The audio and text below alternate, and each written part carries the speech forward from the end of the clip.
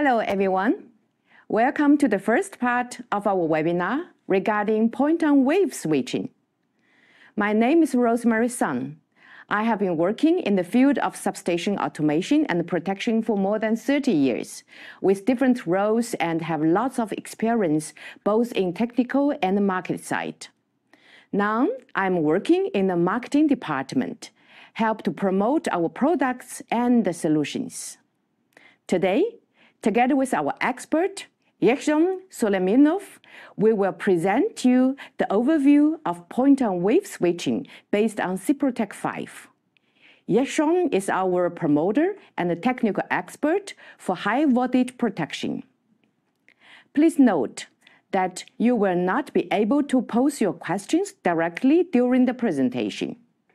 Nevertheless, you are already invited to insert your questions in the Q&A box, located in the top right corner of the window once you exit full screen mode. Simply switch from the chat tab to the questions tab and insert your questions there.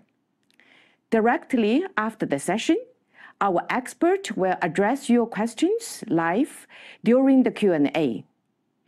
If we should run out of time during the Q&A, questions which have not yet been answered will be answered separately by email. Furthermore, you will have access to the on-demand recording of this webinar right after the session. Yeshon, now the stage is yours. Thank you, Rosemary, for this introduction, and good morning everyone out there. It's a pleasure for me to conduct the first part of our webinar series about point-on-wave switching based on Cyprotec 5. Our first part is the introduction. Point-on-wave switching is basically a controlled switching, which allows to eliminate switching transients. So the first question you might probably have is, why do we need point-on-wave switching? Point-on-wave switching minimizes electrodynamic and dielectric stresses of switching devices as a result of controlled switching operation. Thus, aging of equipment can be reduced and lifetime can be extended. Furthermore, the maintenance intervals of circuit breaker can be increased, which lead to less downtime and high availability of the system. Also, the power quality in the system can be improved. As shown here, a capacitive load called cap bank was energized. On the left-hand side, the instant of closing was at the voltage peak, and severe voltage transients are thin. These transients have the potential to severely damage plant and equipment, including the energized capacitor itself.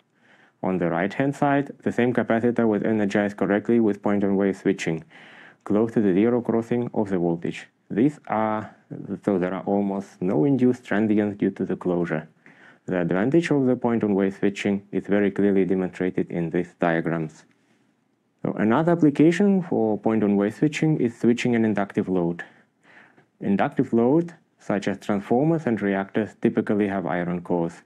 When these iron cores saturate during closing, as shown on the left-hand side, there will be a severe inrush current during switching. On the right-hand side, you can see an inductive load controlled by point-on-wave at peak voltage. The flux dashed lines will have no offset and will therefore have no inrush current. So, to summarize on previous two slides, we can say point-on-wave switching is useful for the following switching application: shunt reactors, transformers, capacitor banks, filters, lines, and cables, no compensated lines. So let's move now to the advantages of point-on-wave switching. Here you can see the table with advantages of point-on-wave switching.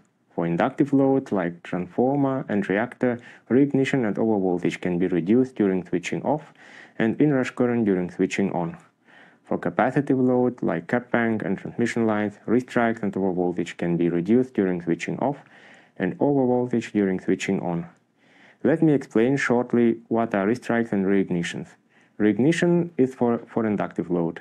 It's happening directly after zero crossing of inductive current. Restrikes is for capacitive load. It's a voltage appearing half cycle after the zero crossing of capacitive current. This voltage can be very big and can damage the capacitor. Both restrikes and reignition can lead to high transient and even damage circuit breaker and other equipment. As you can see on the slide, reducing inrush current will help increase lifetime of the circuit breaker because mechanical and electromagnetic stresses can be decreased. Minimizing overvoltage will help to lower aging of switching equipment and increase reliability of the system.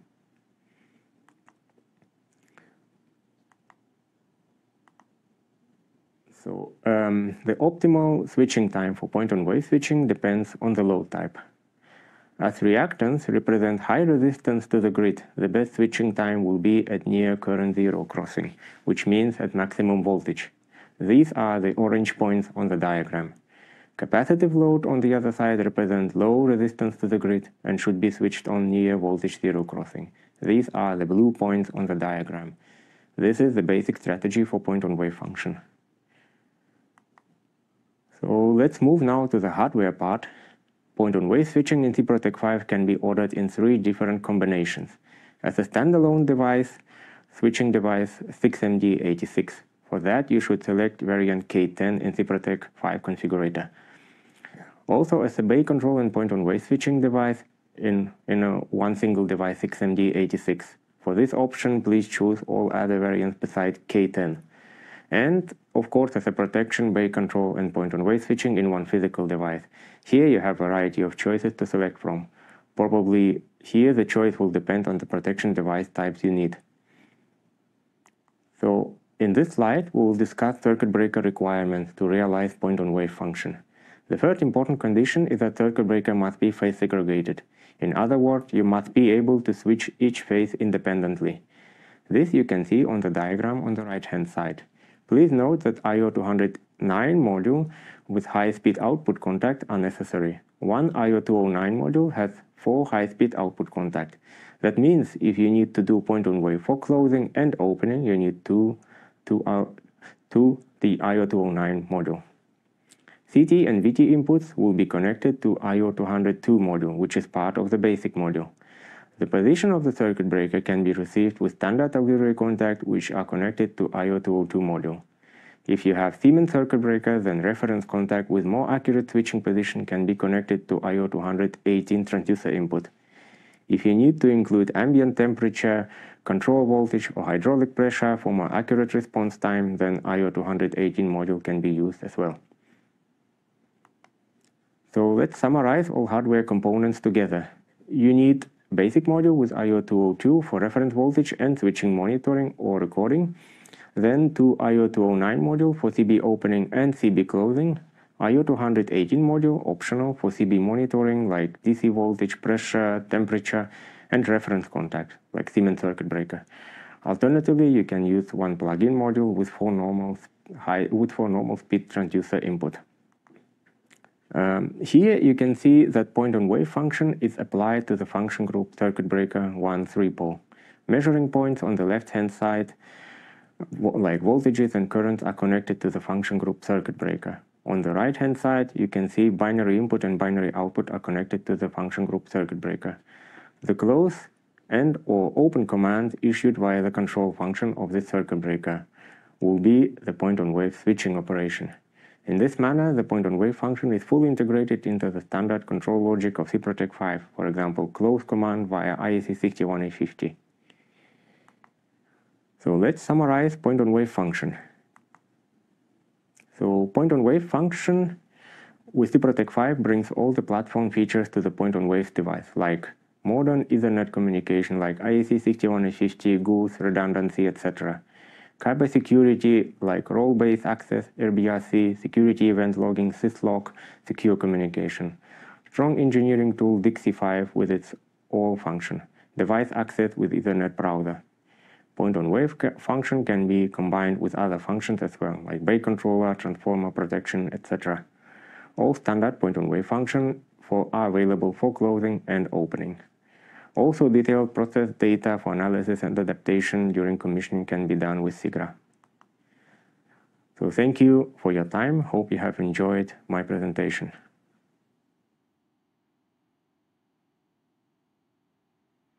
Thank you, Yeshun, for a wonderful presentation here.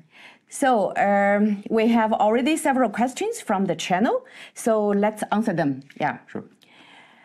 Here's the first question.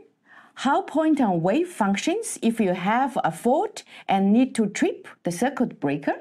Well, if you have a fault and you need to trip a breaker, then there's no point-on-wave function inside because you're tripping the breaker directly. Remember, point-on-wave function is necessary if you're doing control switching, naming, closing, or opening the breaker. Okay, good. Then we have another interesting question. What is the advantage of having point-on-wave in Cyprotec 5 in comparison with point-on-wave stand-alone device from another manufacturer? Well, this is a good question. With point-on-wave function in Cyprotec 5, we bring all the platform features of Cyprotec 5 together. That means that you can have like cabin security features, communication protocols, and engineering tool DXi5. And of course, you can do evaluation with our tool SIGRA. Yeah, that's a good answer for that. So here comes another interesting question.